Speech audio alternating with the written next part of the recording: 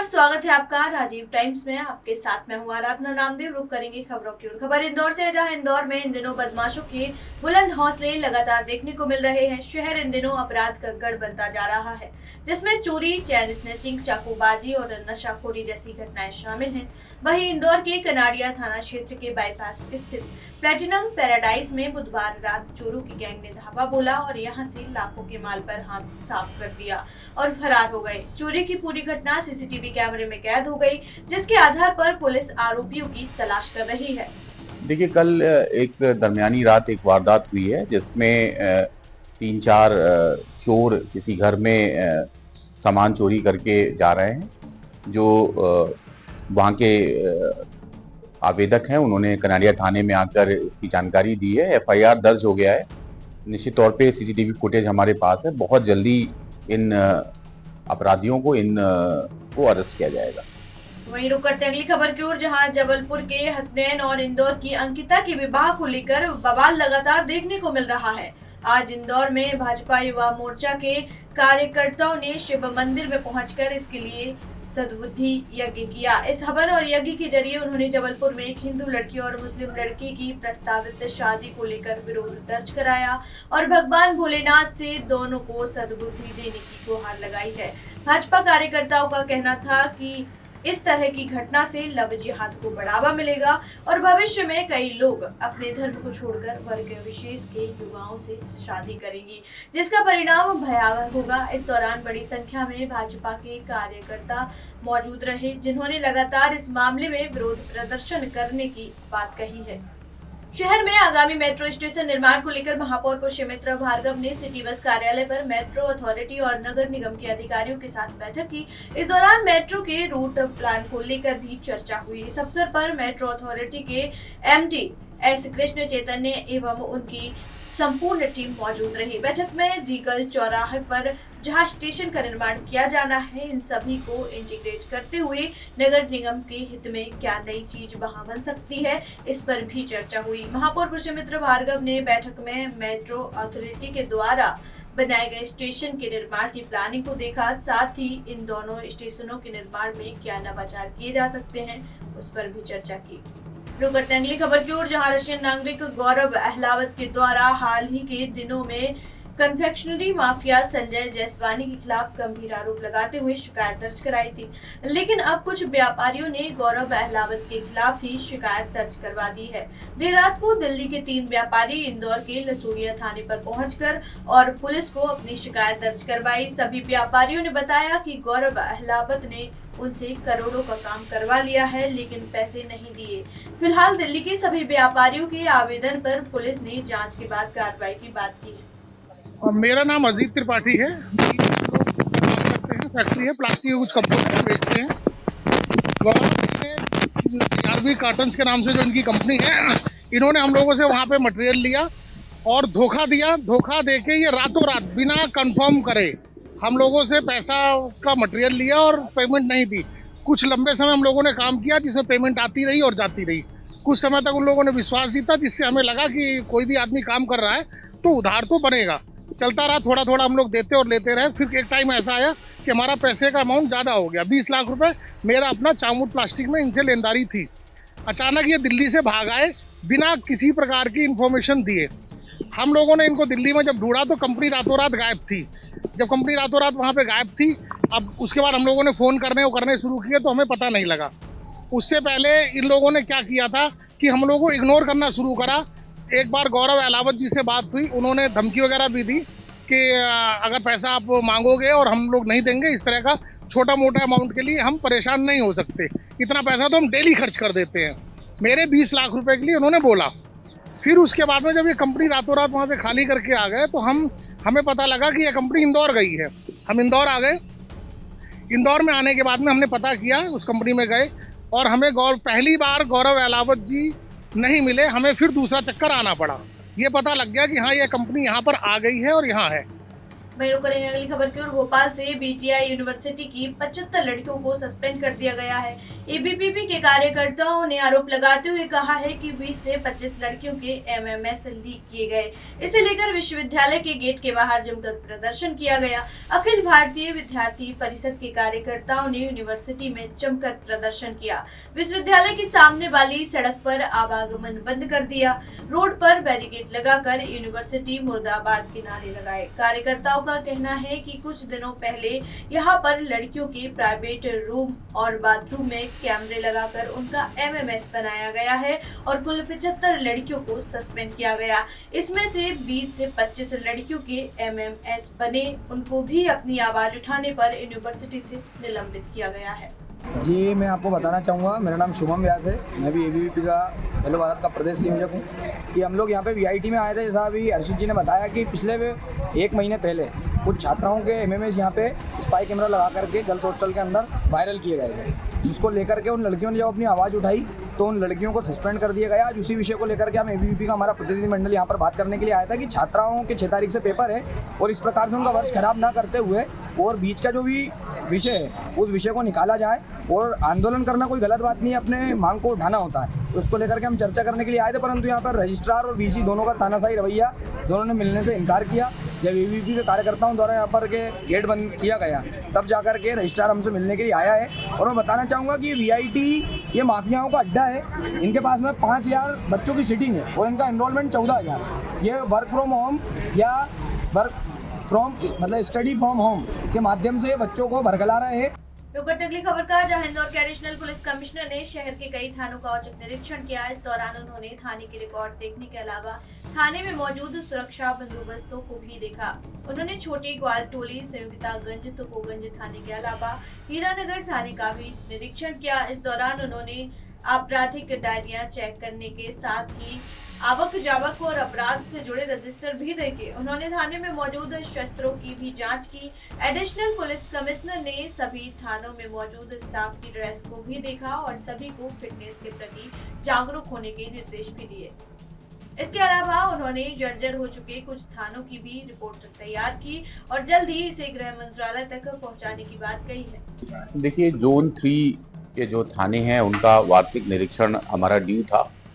अक्टूबर में last month में मैंने सभी थाना प्रभारियों को डीसीपी जोन 3 के मार्फत ये मैसेज करवाया था कि सभी थानों का निरीक्षण किया जाएगा। सभी थानों के जो रजिस्टर्स हैं, वास्तव में ये जो रजिस्टर होते हैं वो पूरे पुलिस की जो गतिविधियां हैं उसका डॉक्यूमेंटेशन भी करता है और अपराध के निकाल, अपराध के नियंत्रण में भी महत्वपूर्ण भूमिका निभाता है। इसके अतिरिक्त हीरानगर में अभी मैं निरीक्षण कर रहा हूँ, यहाँ पर बीसीएनबी का जो रख रखाव है, क्योंकि बीसीएनबी एक अस्थायी रजिस्टर है और इसका रख रखाव बड़ा अच्छे तरीके से किया गया है, तो थाना प्रभारी और उनके मुंशी को पुरस्कृत किया गया है। अभी और भी रजिस्टर चेक करेंगे। उद्देश्य बहुत ही स्पष्ट है कि पुलिस की डेली मर्रा की जो गतिविधियां हैं उनका प्रॉपर डॉक्यूमेंटेशन हो। दीपावली की रौनक अब हर जगह दिखाई देने लगी है। इसी कड़ी में इंदौर के महापौर पुष्यमित्र भार्गव ने दीपावली पर इस्तेमाल होने वाले दियों को लेकर शहरवासियों को संदेश दिया। लोकल फॉर वोकल को बढ़ावा देने के लिए महापौर ने शहरवासियों से मिट्टी के दिए का इस्तेमाल करने की अपील की है।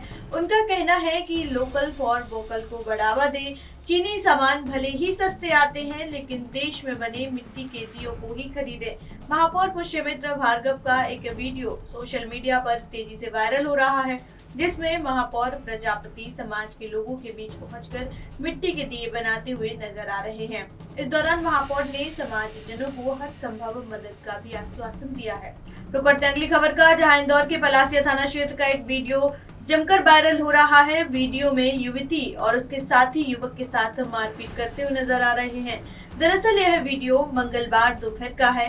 पलासिया थाना क्षेत्र स्थित बिल्डिंग में काम करने वाला एक कर्मचारी पार्किंग में टहल रहा था, तभी वहां पर एक युवती पहुंची और उसे टहलने से मना किया। इस दौरान दोनों के बीच बहस हो गई। इसके बाद युवती ने अपने कुछ साथियों को बुलाकर युवक की जमकर पिटाई करवा दी। विवाद की यह तस्वीरें पार्किंग में लगे सीसीटीवी कैमरे में कैद हो गई। युवक की शिकायत पर पुलिस ने पूरे मामले की जांच शुरू कर दी है। ये परसों शिखर सेंट्रल मॉल जो है वहाँ पर एक युवक के साथ में मारपीट हुई थी। उसके संबंध में थाने में प्रकरण पंजीबद्ध किया गया है, अज्ञात व्यक्ति के खिलाफ मुकदमा कायम कराया था। उसी के संबंध में आज मुझे सोशल मीडिया से जानकारी मिली कि उसका वीडियो एक वायरल हो रहा है जिसमें उसके साथ में मारपीट की है। प्रकरण पंजीबद्ध है, विवेचना की जा रही है, वहाँ के फुटेज भी कलेक्शन करवाया जा रहा है। ये जो व्यक्ति वहीं पे शिखर सेंट्रल में काम करता है, जो फरियादी है विशाल नाम है इसका, ये वहाँ से इसको कोई माइग्रेन की समस्या है, तो जो कॉमन स्पेस है वहाँ पे वो टहल रहा था। वहीं पर एक अन्य युवती भी वहीं पे थी, तो शायद उसको कुछ कंफ्यूजन हुआ, तो उसने उसको टोका कि यहाँ मत घूमो तुम। उसने कहा कि मेरे को माइग्रेन की समस्या है और मुझे खाना खाने के बाद में टहलना पड़ता है। ये बोल के वो टहलने लगा, तो उसने अपने किसी परिचित युवक को बुलाई और फिर उसने मारपीट की। तो करते अगली खबर का। इंदौर के सराफा थाने की पुलिस ने एक बड़ी सफलता हासिल की है। पुलिस ने एक महत्वपूर्ण कार्रवाई करते हुए 989 ग्राम एमडी ड्रग्स के साथ एक आरोपी को गिरफ्तार किया है। डीसीपी ऋषिकेश मीणा ने बताया कि कुछ दिन पहले सराफा थाना पुलिस ने अवैध नशीले पदार्थ के साथ रिंकू और परस नामक 2 आरोपियों को पकड़ा था, जिनके पास से 506 ग्राम एमडी ड्रग्स पकड़ी थी, जिसकी निशानदेही पर पुलिस ने फारूक खान नामक एक आरोपी को गिरफ्तार किया है, जिसके पास से पुलिस ने 95 लाख रुपए कीमत की नशीली सामग्री जब्त की है। वहीं पकड़े गए आरोपी के पास से एमपी और राजस्थान के 2 आधार कार्ड भी मिले हैं। जैसा आप लोगों को मालूम है कि लगभग 8 दिन पहले 16 तारीख को इंदौर पुलिस के द्वारा सराफा के जो हमारे थाना प्रभारी हैं सुरेंद्र रघुवंशी और उनकी जो टीम, उनके एक टीम बनाकर दोनों हमारे जो एडिशनल डीसीपी साहब हैं और एसीपी साहब के नेतृत्व में एक बहुत अच्छी कार्रवाई की थी। लगभग 506 ग्राम एमडी मेफेड्रोन जब्त किया था। 2 इंटर स्टेट तस्कर थे जो माल को लेके आगरा की तरफ जा रहे थे और उनको सराफा चौपाटी के पास से बहुत ही अच्छी कार्रवाई में उनको गिरफ्तार किया था माल के साथ। उसी प्रकरण में चूँकि इस तरीके का जो संगठित क्राइम होता है उसमें कहीं ना कहीं मल्टीपल लेयर्स होती हैं। उन मल्टीपल लेयर्स को हमने खंगालना शुरू किया।